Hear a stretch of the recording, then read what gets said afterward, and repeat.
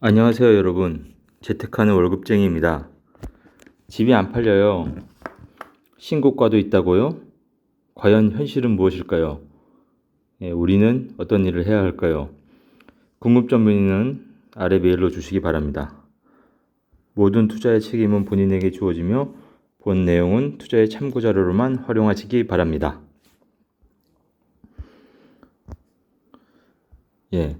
현재 매물이 적체되고 있는 현상이 나타나고 있습니다.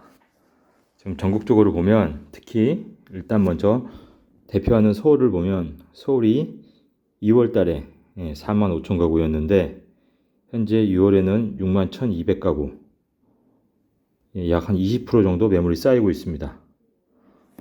최근 신문에 나오고 있는 내용을 보면 높아지는 주택시장 매물벽 언제까지 쌓일까?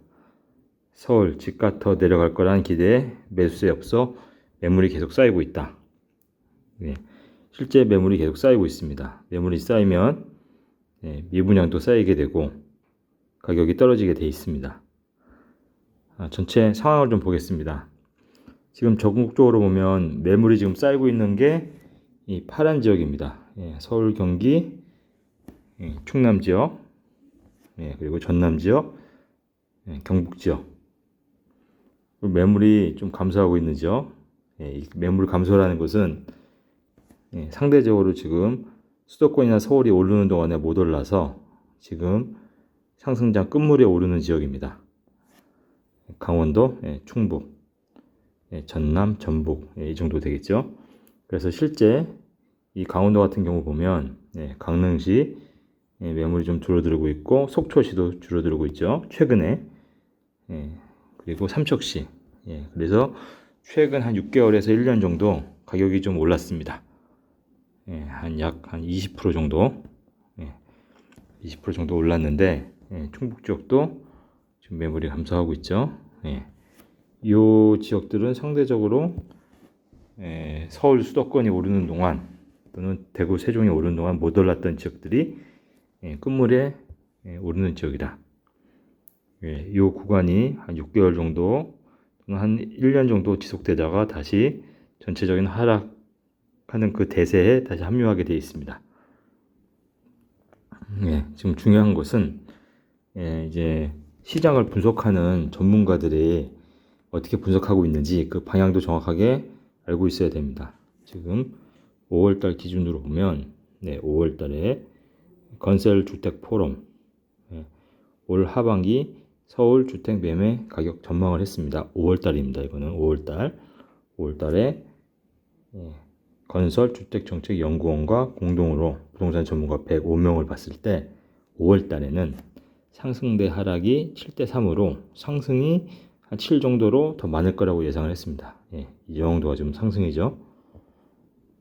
약 1%부터 5%까지 70%가 상승을 한다고 예상을 했었는데 서울 같은 경우 보면 서울이 상승이 70%, 그리고 수도권이 30%, 이렇게 상승을 한다고 예상을 했었는데 불과 한 달이 지난 6월달에 저희가 알고 있는 전문가들이죠.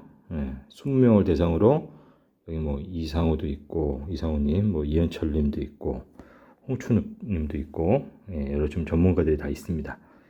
이분들이 지금 판단을 할 때는 상승 보합 하락이 지금 25대 50대 25. 아까 전에 상승이 70이었는데 상승이 지금 25로 줄었어요. 불과 한 달 만에. 그래서 지금은 집을 과연 사야 될까요? 절대 집을 사서는 안 됩니다.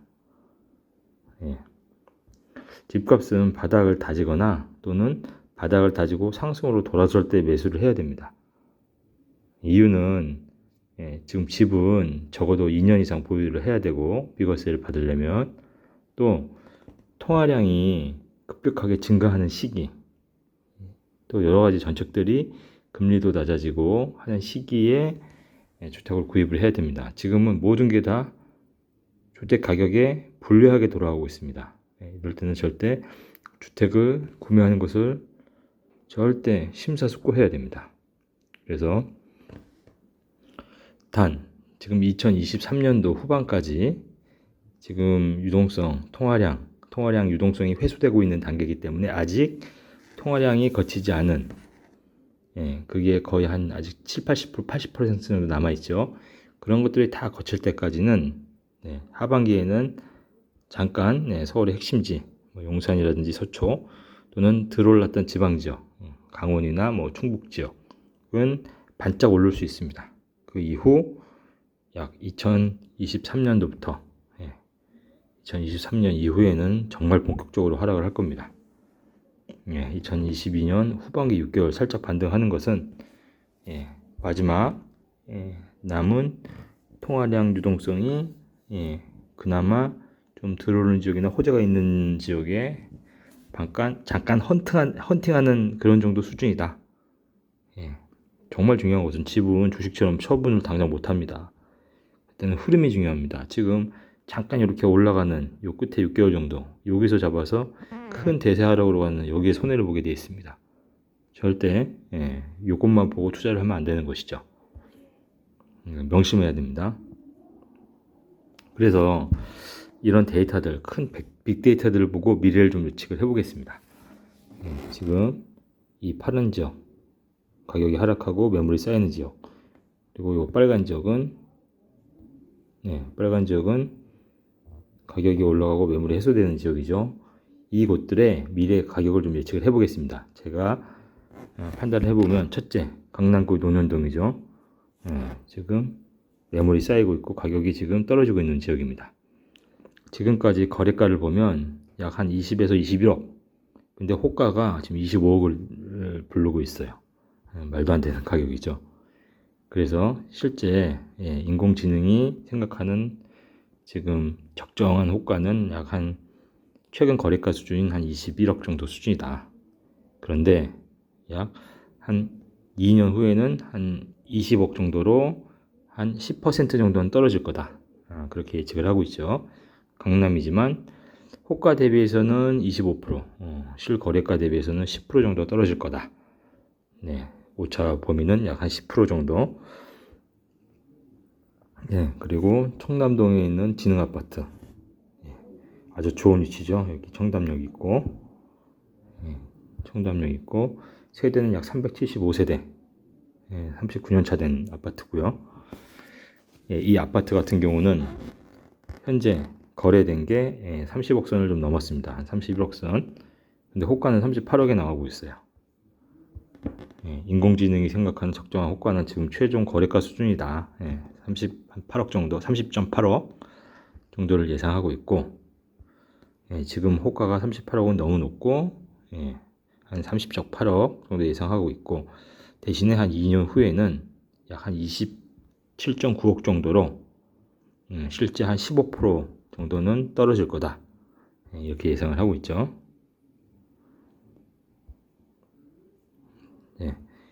그리고 강남구 삼성동의 대장아파트, 삼성동 현대 아이파크, 449세대, 59평이죠. 59평은 현재 최종 거래된 게 약 한 55억 정도의 거래가 됐고, 현재 호가는 약 58.5억 정도. 적정한 지금 인공지능이 판단하는 적정한 호가는 최근 거래가 정도 수준인 한 55억 정도 수준이다. 그리고 한 2년 후에는 한 52억 정도로 한 10% 정도 떨어질 것 같다. 호가보다는.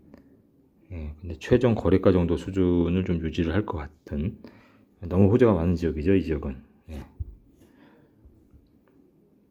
그래서 절대 지금 오르는 단계가 아니다.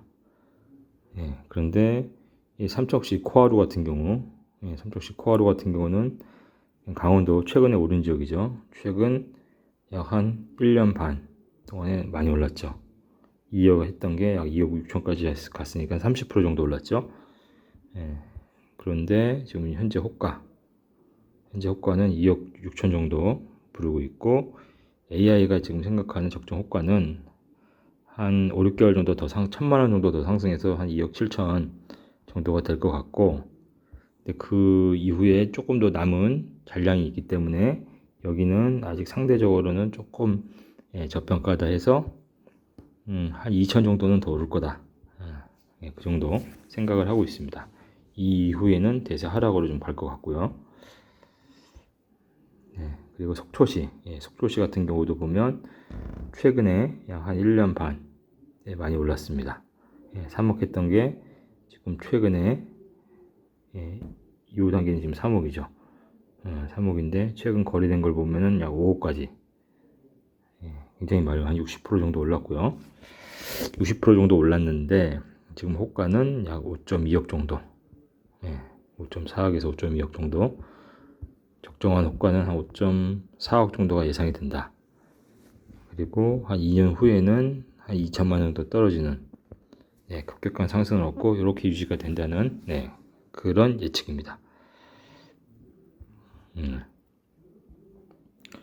여러분 지금 전 세계적으로 4천만 부 이상 팔려나간 메가 베스트셀러가 된 책 가운데 마음을 열어주는 101가지 이야기라는 책이 있습니다.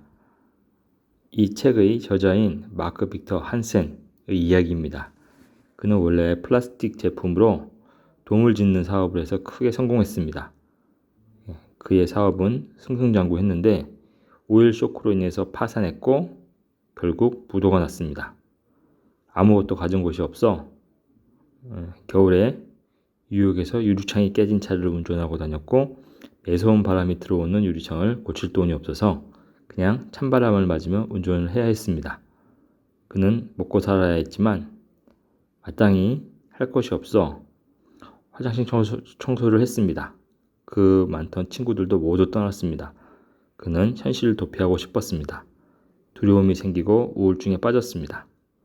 어느 지인이 자신의 삶에 결정적인 영향을 주었다는 책을 추천했는데 네빌 다드가 쓴 부활이란 책이었습니다. 그는 그 책을 구해서 바로 읽기 시작했습니다. 만약 그 책이 누군가의 삶을 바꿔놓았다면 자신의 삶도 바꿀 수 있을 것 같았습니다. 그 책을 수십 번 반복해서 읽었습니다. 새 삶을 살기로 다짐했습니다. 결국 그는 더 큰 사업체를 일구었을 뿐만 아니라 유명한 동기부여 강연자가 되었고 저술가가 되었습니다. 그가 지은 책은 수십 권이나 되고 우리나라에 번역된 책만도 내 영혼을 위한 닭고기 스프, 죽기 전에 해야 할 101가지 질문들 등을 비롯해 20여 권이나 됩니다. 나는 실패했기 때문에 오늘 이 자리에 설 수 있게 되었습니다. 실패는 결코 좌절의 자리가 아닙니다. 고통은 결코 우리의 무덤이 아닙니다. 모든 것은 우리에게 더 많은 것을 주시기 위한 축복의 자리입니다. 고난이 축복으로 가는 징검다리입니다. 그리고 그 축복의 자리로 건널 수 있는 방법이 감사입니다. 여러분, 비록 지금 현실이 힘들지만 이 고통은 반드시 극복해야만 하는 그런 고통입니다. 그리고 이 고통은 여러분들이 축복으로 갈 수 있는 징검다리임을 믿고 더 열심히, 더 즐겁게, 더 희망적으로 사시는 그런 삶이 되셨으면 좋겠습니다. 앞에 설명했다시피 지금은 철저하게 분석하고 섣부른 투자를 하지 말아야 되는 그런 상황임을 명심하시고 앞으로 저와 함께 계속 공부하고 자산을 일구고 사회에 환원할 수 있는 그런 여러분이 되셨으면 좋겠습니다. 오늘도 도움이 되셨다면 구독과 좋아요 부탁드립니다. 감사합니다.